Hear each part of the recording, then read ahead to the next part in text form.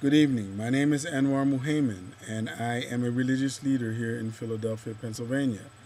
In my role as a religious leader, my first of all, my official title is Imam, and in my role, I provide a variety of services, which include overseeing religious ceremonies and events, conducting special prayer services, providing religious counseling and religious guidance, spiritual guidance, as well as education and teaching and instructing in the tenets of the religion for those who seek to increase their knowledge of the religion.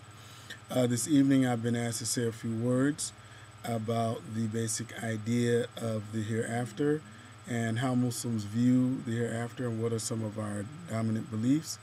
And I want to start out by saying that Muslims believe that the hereafter is the beginning of, or the transition the transition to the hereafter occurs at death.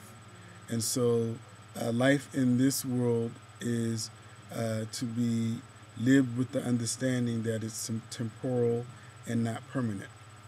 And so this life is really a phase of our lives, and that we will transition from this life, which is physical in its nature, to another life, which will be spiritual in its nature, and that is the true life because it's eternal, and it is the life in which we will, if God blesses us, we will meet God and be in God's company and have Him look upon us favorably based on what we did in this life that we're living now, or He will not, and we will suffer the consequences of bad actions in this world.